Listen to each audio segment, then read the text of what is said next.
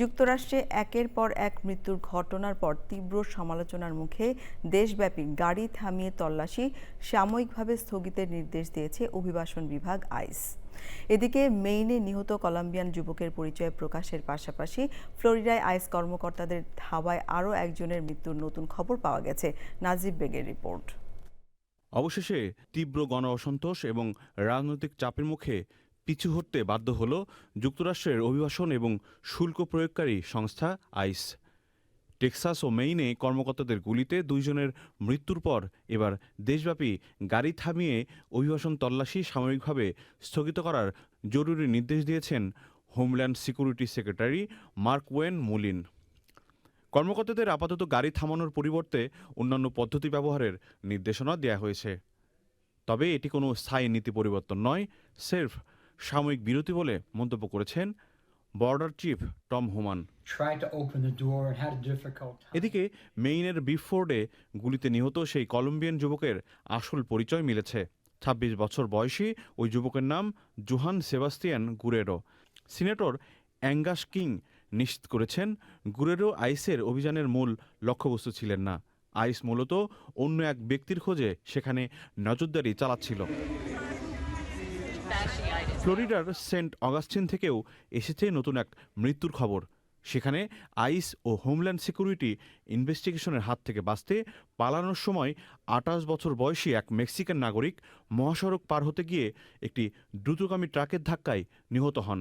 Trump প্রশাসনের কঠোর অভিযানের মুখে মাত্র এক সপ্তাহের ব্যবধানে অভিবাসন সংক্রান্ত এটি তৃতীয় মৃত্যুর ঘটনা। সীমান্ত ও অভিবাসন কর্মকর্তাদের এমন বেপরোয়া অভিযানের ফলে সাধারণ মানুষের জীবনহানি এবং চরম মানবাধিকার লঙ্ঘনের ঘটনা ঘটছে বলে দাবি করছেন অধিকার কর্মীরা।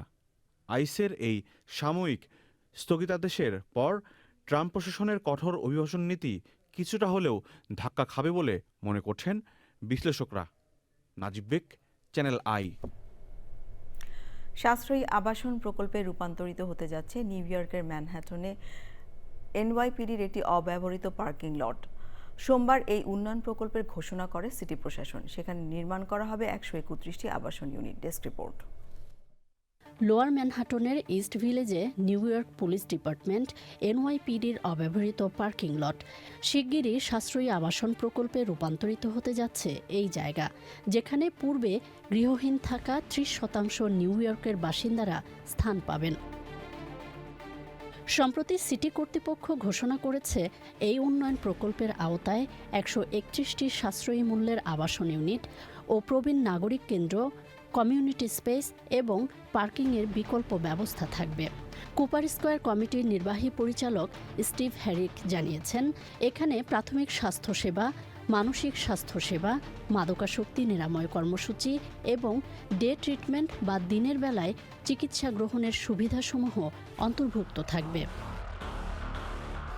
মেয়র জোহরান মামদানি জানিয়েছেন, হাউজিং ওয়ার্কার্স সহ বেশ কিছু অলাভজনক সংস্থা এই জায়গাটি উন্নয়নে কাজ করবে। Desk report, channel I. যৌন নিপীড়ন মামলায় $৫৬ লাখ বেশি ক্ষতিপূরণ দিয়েছেন মার্কিন প্রেসিডেন্ট ডোনাল্ড ট্রাম্প। মার্কিন প্রেসিডেন্টের এই অর্থদণ্ড বুঝে পেয়েছেন প্রখ্যাত লেখিকা ইজিন ক্যারল। যুক্তরাষ্ট্রের সংবাদ মাধ্যম এপির প্রতিবেদন অনুযায়ী জুরির দেয়া $৫০ লাখ মূল ক্ষতিপূরণ সুদসহ একটি বিশেষ অ্যাকাউন্ট থেকে ক্যারলকে দেওয়া হয়েছে। ক্যারলের প্রধান আইনজীবী রবার্টা কাপলান এই অর্থপ্রাপ্তির বিষয়টি নিশ্চিত করেছেন। যদিও ট্রাম্পের আইনজীবীরা এই অর্থ প্রদান স্থগিত করতে শেষ মুহূর্তে জরুরি আবেদন করলেও আদালত তা নাকচ করে দেয়।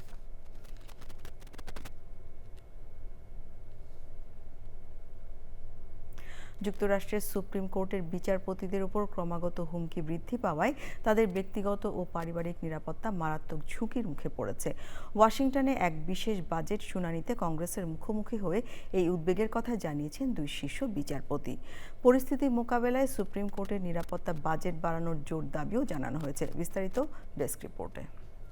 ২০১৯ সালের পর এই প্রথম যুক্তরাষ্ট্রের সুপ্রিম কোর্টের বিচারপতিরা কংগ্রেসের মুখোমুখি হলেন। হাউস অ্যাপ্রোপ্রিয়েশন সাবকমিটির সামনে হাজির হয়ে বিচারপতিরা জানান, সাম্প্রতিক সময়ে তাদের লক্ষ্য করে সহিংসতার হুমকি আশঙ্কাজনকভাবে বেড়েছে। ডেমোক্র্যাট কংগ্রেস সদস্য স্টেনি হেয়ার জানান, চলতি বছরেই কেবল ২০০ জনের বেশি ফেডারেল বিচারক নানা হুমকির সম্মুখীন হয়েছেন, যা বিচার ব্যবস্থার স্বাধীনতায় বড় আঘাত। According to the U.S. Marshal Service, more than 200 federal judges have had threats made against them in this fiscal year alone. Supreme কোর্টের অ্যাসোসিয়েট জাস্টিস এমি কোনি ব্যারেট বলেন, বিচার বিভাগে দায়িত্ব পালন করতে গিয়ে অনেক কঠিন পরিস্থিতির মুখোমুখি হতে হচ্ছে তাদের। Performing this service was going to put me in the position of explaining to my children what a bulletproof vest was and why I had to wear one. শুনানিতে বিচারপতি এলিনা কেগান সুপ্রিম কোর্টের বিচারপতি ও তাদের পরিবারের সদস্যদের নিরাপত্তা নিশ্চিত করতে আগামী অর্থবছরের জন্য 22 কোটি 80 লাখ ডলারের বাজেট প্রস্তাবের পক্ষে যুক্তি দেন, যা গত বছরের তুলনায় প্রায় 10% বেশি। That we better recognize that at least sometimes there is a need for additional information, and we have issued opinions and sometimes majority and dissenting opinions accordingly. এছাড়া সুপ্রিম কোর্টের সাম্প্রতিক কিছু স্পর্শকাতর রায় এবং বিচারপতিদের নৈতিক আচরণবিধি সংস্কারের মতো গুরুত্বপূর্ণ বিষয়েও আইন প্রণেতাদের বিভিন্ন প্রশ্নের জবাব দেন দুই বিচারপতি। Desk report, channel I.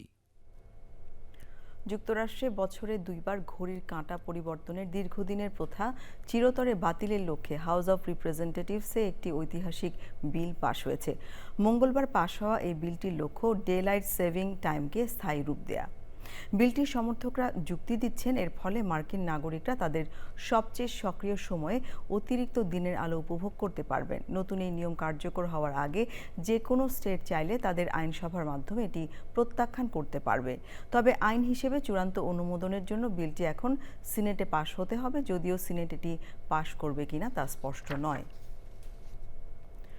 যুক্তরাষ্ট্রে মানব পাচারের আন্তর্জাতিক চক্রে জড়িত থাকার অভিযোগে বাংলাদেশি নাগরিক সাইফুল্লাহ আল মামুনকে টেক্সাস আদালতে হাজির করা হয়েছে।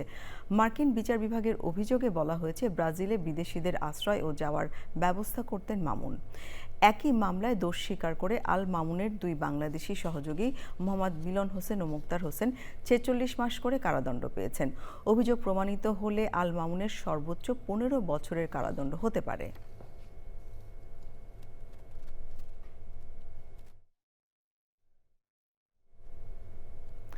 নিউ জার্সির মরিস টাউনের একটি ডিজাইনার হ্যান্ডব্যাগের বুটিকে দিনের আলোয় ডাকাতির ঘটনা ঘটেছে।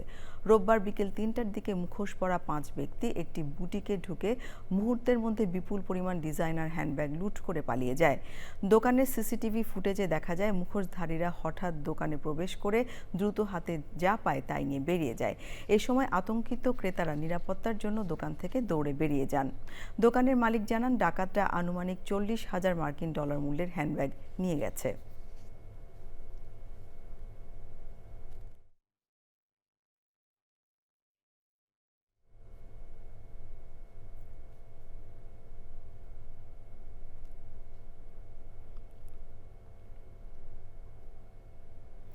যুক্তরাষ্ট্রের সান ফ্রান্সিসকোর বিখ্যাত আলকাট্রাজ দ্বীপের কাছে একটি পন্টুন নৌকায় ভয়াবহ আগুন ও ডুবির ঘটনায় একজন নিহত হয়েছে। 20 জন আরোহী নিয়ে 3 তলা বিশিষ্ট প্রমোত্তরীটি দ্বীপ থেকে প্রায় 550 মিটার দূরে থাকা অবস্থায় এতে আগুন ধরে যায় এবং পরবর্তীতে এটি উল্টে পানিতে তলিয়ে যায়। San Francisco fire chief Dean Crispen জানান, খবর পেয়ে কোস্ট গার্ড ও ওকল্যান্ড পুলিশ দ্রুত উদ্ধার অভিযান শুরু করে। পানি থেকে উদ্ধার করা 16 আরোহীকে গ্যাস হাউস কোভ ম্যারিনায় নিয়ে যাওয়া হয়েছে। বিশ্ব চ্যাম্পিয়ন হওয়ার অভিযানে আরেক ধাপ এগিয়েছে ইউরোপ চ্যাম্পিয়ন স্পেন। দলের এই জয়ে নিউ জার্সির আটলান্টিক সিটিতেও আনন্দ উল্লাসে মেতে ওঠেন প্রবাসী স্পেন সমর্থকরা। আরও জানাচ্ছেন সুব্রত চৌধুরী। আর মাত্র একটি ম্যাচ, ফাইনালের সেই ম্যাচ জিতলেই বিশ্ব চ্যাম্পিয়নের মুকুট পড়বে স্পেন, আর সেই লক্ষ্যে দৃঢ় প্রত্যয়ে এগিয়ে চলেছে স্পেন। পুরো ম্যাচ জুড়েই স্পেনের খেলোয়াড়দের আত্মবিশ্বাসী ও আক্রমণাত্মক ফুটবল মুগ্ধ করেছে বিশ্বব্যাপী স্পেন সমর্থকদের। বিশেষ করে বার্থডে বয় লামিন ইয়ামাল ছিলেন দারুণ ছন্দে। বিশ্ব ফুটবলের 2 পরাশক্তির এই ম্যাচ ঘিরে উন্মাদনা ছড়িয়ে পড়ে নিউ জার্সির আটলান্টিক সিটিতে। ম্যাচ শেষে স্পেনের জয় নিশ্চিত হতেই উল্লাসে ফেটে পড়েন প্রবাসী সমর্থকেরা। আজকের খেলায় স্পেন জিতে গেছে, আমরা খুবই আনন্দিত। প্রিয় দলের নান্দনিক ফুটবলের সাথে সমর্থকদের বাড়তি পাওনা ছিল তারকা ফুটবলার লামিন ইয়ামালের নান্দনিক performance. Congratulations Spain winning the semi-final. Spain খেলায় আমি অনেক মুগ্ধ, আশা করি তারা চ্যাম্পিয়ন হবে। ম্যাচ শেষে সমর্থকেরা আশা প্রকাশ করেন স্পেনের এই জয়যাত্রা ফাইনাল ম্যাচেও অব্যাহত থাকবে এবং শেষ পর্যন্ত বিশ্ব চ্যাম্পিয়নের মুকুট পড়বে দলটি। স্পেন জয়লাভ করাতে তাদের সমর্থকরা খুব খুশি। তারা আশায় যোগ বেঁধে আছেন ফাইনালে স্পেন প্রতিপক্ষকে পরাজিত করে বিশ্বকাপের শিরোপা জয়লাভ করবে। Subrata Chowdhury, channel I, Atlantic city, new jersey, America.